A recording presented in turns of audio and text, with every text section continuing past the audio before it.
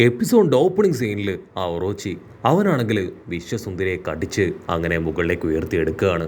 അതേസമയം ഇവിടെ യോഷിറോ അവനവന്റെ സ്ക്വാഡൊക്കെ പുറത്തെടുത്ത് ഇതാണ് എന്റെ സമയം എന്ന് പറഞ്ഞ് വമ്പൻ ആക്ഷനൊക്കെ ഇട്ട് പവറൊക്കെ റിലീസ് ചെയ്ത് അങ്ങനെ ഹായ് ആയിട്ട് നിൽക്കും. ജനങ്ങളാണെങ്കിൽ പരിഭ്രാന്തരായിട്ട് ഓരോ വഴിക്ക് ഓടിക്കൊണ്ടിരിക്കുകയാണ്. ചിലർക്കാണെങ്കിൽ വിശ്വസുന്ദരിയുടെ അവസ്ഥ കാണുമ്പോൾ ഒരുപാട് വിഷമം തോന്നും. എല്ലാവർക്കും ഇഷ്ടമുള്ള അത്രയും സൗന്ദര്യമുള്ള ഒരു പെണ്ണ്, അവളാണ് ഇപ്പോൾ ഒറോച്ചിയുടെ വായിൽ ഇടം കാത്തു കിടക്കുന്നത്. ചിലരാണെങ്കിൽ അവിടെ ഉണ്ടായിരുന്ന ഒരു സാമുറായിയോട് അവളെ രക്ഷിക്കാനായിട്ട് പറയും. ആ സാമുറായി പറയും, ഞങ്ങൾ എല്ലാവരും ഒറോച്ചിയുടെ അസിസ്റ്റൻസ് ആണ്, ഞങ്ങൾക്കൊരിക്കലും അവൾ സാമുറായി ആയതിന്റെ പേരിൽ അദ്ദേഹത്തോട് ഫൈറ്റ് ചെയ്ത് അവളെ രക്ഷപ്പെടുത്താൻ കഴിയില്ല. ഇവിടെ വിശ്വസുന്ദരിക്കാണെങ്കിൽ ഇപ്പൊ ബോധമില്ല. ആ ഒറോച്ചി അവൻ വിശ്വസുന്ദരിയോട് ചോദിക്കും, ഞാൻ നിന്നെ ഇല്ലാതാക്കട്ടെ, ഒരൊറ്റ ബൈറ്റ്, ആ ഒരു ബൈറ്റിൽ നീ രണ്ട് തുണ്ടാവെന്ന് പറഞ്ഞ് അവനാണെങ്കിൽ അവളെ അങ്ങനെ മുകളിലേക്കും താഴേക്കും വിട്ട് കളിച്ചുകൊണ്ടിരിക്കും. ഇവിടെയാണെങ്കിൽ ആ ഒരു നിഞ്ച അവൻ റോബിനെ ചൂണ്ടിക്കാണിച്ച് അവളൊരു ഇൻവേഡർ ആണ്, ഒരു കാരണവശാലും അവളെ വെറുതെ വിടാൻ പാടില്ല, എന്റെ കൈകൊണ്ട് അവളെ കൊല്ലണമെന്ന് പറഞ്ഞ് ഇപ്പൊ റോബിന്റെ അടുത്തേക്ക് വരും. ബാക്കിയുള്ള ഗേൾസ് ആണെങ്കിൽ ഷോക്കാവും. കാരണം അവരുടെ കൂടെ ഗേളായി ഒരു ചുന്ദരി പെണ്ണായിട്ടാണ് റോബിൻ അവിടേക്ക് വന്നത്. അവളുടെ ഉള്ളിൽ ഒരു നേച്ചർ ഉണ്ടെന്ന് അവരാരും തന്നെ തിരിച്ചറിഞ്ഞില്ല. ആ കുഞ്ഞു പെണ്ണാണെങ്കിൽ ചിരിച്ചുകൊണ്ട് റോബിനോട് പറയും, എങ്ങനെയെങ്കിലും വിശ്വസുന്ദരിയെ അവളെ രക്ഷിക്കണം. അത് കേട്ട് റോബിനാണെങ്കിൽ ടെൻഷനാവും. നീ മിണ്ടരുത്, നീ ഒറ്റയൊരുത്തി കാരണമാണ് ഇതൊക്കെ സംഭവിച്ചത്. ആവശ്യമില്ലാതെ ചിരിച്ച് ഇപ്പോ ആ വിശ്വസുന്ദരിയും ഞാനും നീയും എല്ലാവരും വലിയ ട്രാപ്പിൽ പെട്ടിരിക്കുകയാണെന്ന് പറയും. അതേസമയം നമ്മുടെ ബ്രൂക്കിന്റെ സോളാണെങ്കിൽ ആ രണ്ട് നിഞ്ചാസുകളെ ഒറ്റകളെ മിരട്ടി ഓടിച്ച് അവിടേക്ക് കൊണ്ടുവരികയാണ്.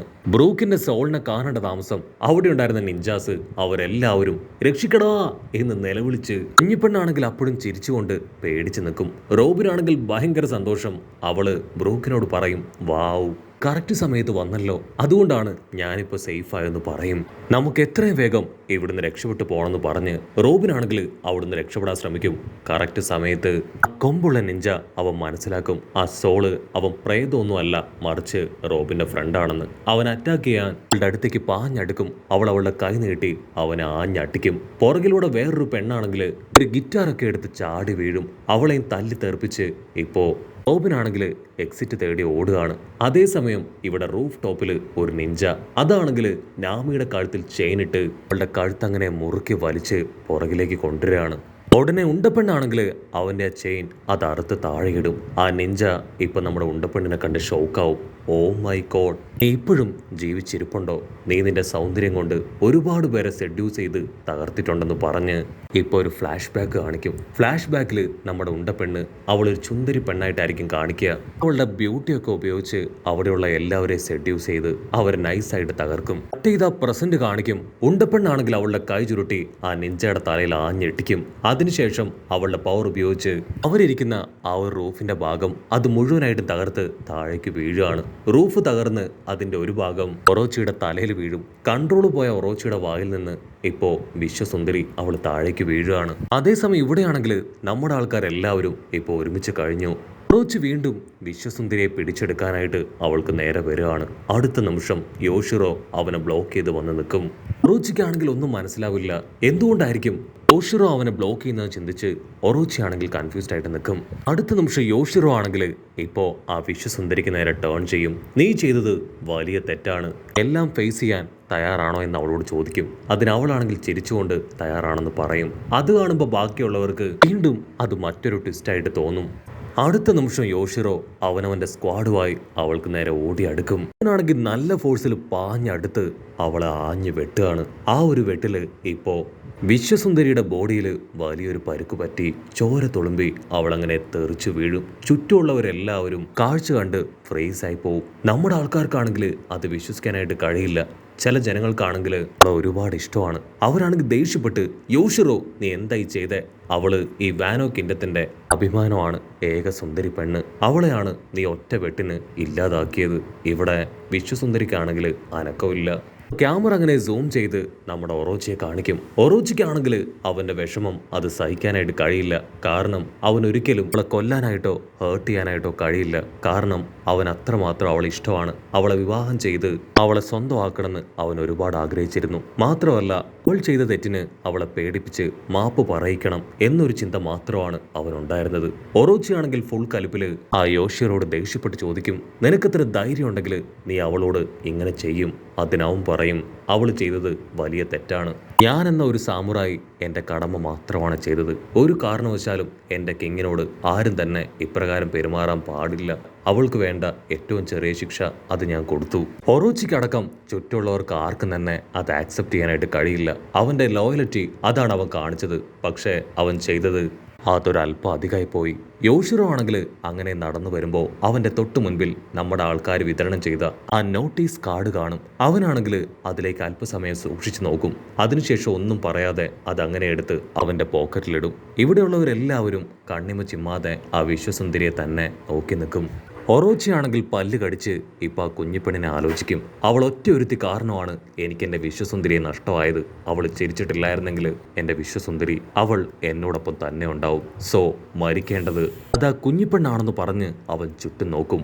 അപ്പം അവൻ കാണും ആ കുഞ്ഞിപ്പെണ്ണ് റോബിൻ്റെ കയ്യിലിരിക്കുകയാണ്. റോബിനാണെങ്കിൽ അവളെ നെഞ്ചോട് ചേർത്ത് പിടിച്ച് അങ്ങനെ ഉഷാറായിട്ട് ചാടി ഓടും. ഒറോച്ചി ആണെങ്കിൽ അവൻ്റെ ഡബിൾ ഫോമിൽ അവളുടെ പിന്നാലെ പോവാണ്. ഇതാ ഇപ്പൊ ബേസ്മെന്റിൽ നിന്ന് ഒരുപാട് സോൾജേഴ്സ് മുകളിലേക്ക് കയറി വരും. ഇവിടെ ബ്രൂക്കിനെ അവനെ അത്രയും നേരവും പേടിച്ചവരെല്ലാം തന്നെ അവനെ തിരികെ അറ്റാക്ക് ചെയ്യാനായിട്ട് അവന്റെ പിന്നാലെ വരും. ഉടനെ നാമി അവളാണെങ്കിൽ ഷിയൂസ് ക്ലൗഡിനെ ഇപ്പൊ പുറത്തേക്ക് കൊണ്ടുവരും. അതിനുശേഷം നല്ല പവറൊക്കെ കൊടുത്ത് അതിനെ എൻഹാൻസ് ചെയ്ത് നമ്മുടെ ആൾക്കാരോട് കാലുകൾ മുകളിലേക്ക് ഉയർത്താനായിട്ട് നാമി പറയാണ്. ഉടനെ നമ്മുടെ ആൾക്കാരെല്ലാവരും മുകളിലേക്ക് എടുത്ത് ചാടുകയാണ്. ആ ഗ്യാപ്പിൽ നാമി ആ ഒരു മിന്നൽ പവർ ഷോക്കായി കൺവേർട്ട് ചെയ്ത് ഓറിൽ ആഞ്ഞട്ടിപ്പിക്കും. ഷോക്ക് അങ്ങനെ ബോഡിയിൽ പാസ് ചെയ്ത് ഒറോച്ചി അടക്കം എല്ലാവരും ഫ്രീസായി താഴെ വീഴുകയാണ്. നമ്മുടെ ആൾക്കാർ കുന്തപ്പെണ്ണിന്റെ കൈറ്റിൽ കയറി അങ്ങനെ പുറത്തേക്ക് ഫ്ലൈ ചെയ്ത് വരും. കട്ട് ചെയ്താ ഇവിടെ ലൂഫി. അവനാണെങ്കിൽ എപ്പോഴത്തേതും പോലെ അവിടെ ജോലി ചെയ്യുകയാണ്. ലൂഫി ഫുഡ് ടിക്കറ്റ് കൊടുത്ത ആ ഒരു ഗ്രാൻഡ് പേ ആണെങ്കിൽ ലൂഫിയോട് വീണ്ടും വീണ്ടും താങ്ക്സ് പറയും. അതിൽ ലൂഫി ആണെങ്കിൽ ചിരിച്ചുകൊണ്ട് ആളെ തന്നെ നോക്കും. അപ്പൊ ലോങ് ഷോട്ടിലായിട്ട് ആരോ ഒരാൾ ലൂഫിയെയും ആ ഒരു വയസ്സായ ഗ്രാൻഡ് പേ നോക്കും. ആളുടെ കയ്യിൽ ഒരുപാട് ഫുഡ് കൂപ്പൺ ഉണ്ടെന്ന് അവൻ കണ്ടുപിടിക്കുകയാണ്. അതേസമയം മറ്റൊരു ഭാഗത്തു നിന്ന് ഇപ്പം ആരൊക്കെയോ എന്തൊക്കെയോ വിളിച്ചു പറയുന്നതായിട്ട് കേൾക്കും. ലൂഫി ആണെങ്കിൽ കാതോർക്കും അത് മറ്റൊന്നുമല്ല യൂസ്റ്റസ് കിഡ്. അവൻ ആ ജയിലിൽ നിന്ന് രക്ഷപ്പെട്ടു പോയി എന്നായിരിക്കും. അപ്പം അങ്ങനെ സൂം ചെയ്ത് അവൻ്റെ സെല്ല് കാണിക്കും. അവിടെയാണെങ്കിൽ ഒരു ഫെദർ അങ്ങനെ കിടക്കുകയാണ്. ഒരു ഫെദറിന്റെ ഹെൽപ്പിൽ അവൻ രക്ഷപ്പെട്ടു. കട്ട് ചെയ്ത ഇവിടെ ചോപ്പർ ആൻഡ് ടീം അവരാണെങ്കിൽ ബിഗ് മോമിനെ ചേച്ചിയുടെ അടുത്തേക്ക് കൊണ്ടുവന്ന് അവൾക്ക് ഒരു കപ്പിൽ ജ്യൂസ് കൊടുക്കുകയാണ്. ബിഗ് മോം ആ ജ്യൂസ് കുടിച്ച് ഇപ്പം നമ്മുടെ ആൾക്കാരോട് പറയും താങ്ക് യു വെരി മച്ച്. നിങ്ങൾക്ക് ഇത്രയൊക്കെ ബുദ്ധിമുട്ടുണ്ടായിട്ടും നിങ്ങൾ എനിക്ക് ഭക്ഷണം തരാൻ കാണിച്ച മനസ്സിന് ഒരുപാട് നന്ദിയുണ്ട്. വയലറ്റ് പെണ്ണിനാണെങ്കിൽ ബിഗ് മോമിന്റെ സംസാരവും അവളുടെ പ്രകൃതമൊക്കെ കാണുമ്പോൾ പാവമായിട്ട് തോന്നും. ഉടനെ ചോപ്പർ അവളുടെ റിയൽ നേച്ചർ അത് വയലറ്റ് പെണ്ണിന് പറഞ്ഞു കൊടുത്ത് അവളെ മനസ്സിലാക്കിപ്പിക്കാനായിട്ട് ശ്രമിക്കുകയാണ്. ഈ സ്റ്റോറി എല്ലാം കേട്ട് ഇപ്പൊ വയലറ്റ് പെണ്ണ് പറയും അങ്ങനെയാണെങ്കിൽ കുഴപ്പമില്ല, നമുക്ക് ഇവരെ ഉപയോഗിച്ച് ലൂഫിയെ രക്ഷിക്കാം. ആണെങ്കിൽ അത് കേട്ട് ഷോക്കാവും. പക്ഷെ വയലറ്റ് പെണ്ണിന്റെ നിർബന്ധം അത് സഹിക്കാൻ കഴിയാതെ ചോപ്പർ അതിന് സമ്മതിക്കും. അതിനുശേഷം ചോപ്പർ ആണെങ്കിൽ ബിഗ് മോം ഉള്ള വില്ലേജ് അതങ്ങനെ ചൂണ്ടി കാണിച്ചു കൊടുക്കും. അതിനുശേഷം ബിഗ് മോമിനോട് പറയും അവിടെ ഒരുപാട് ചോക്ലേറ്റ്സും ഫുഡും ഒക്കെ ഉണ്ട്. സോ നമുക്ക് അവിടേക്ക് പോവാണെങ്കിൽ നിനക്ക് ഇഷ്ടം പോലെ കഴിക്കാം. അത് കേട്ട് ബിഗ് മോം ഹാപ്പി ആയിട്ട് അവിടേക്ക് പോകുന്നതോട് കൂടെ ഈ ഒരു എപ്പിസോഡും അവസാനിക്കുന്നു. എപ്പിസോഡ് ഇഷ്ടപ്പെടുകയാണെങ്കിൽ തീർച്ചയായിട്ടും ലൈക്ക് ചെയ്യാനും കമന്റ് ചെയ്യാനും ഷെയർ ചെയ്യാനും മറക്കല്ലേ. അടുത്തൊരു അടിപൊളി എപ്പിസോഡുമായിട്ട് കാണുന്നവരെ it's me with Mallu episode.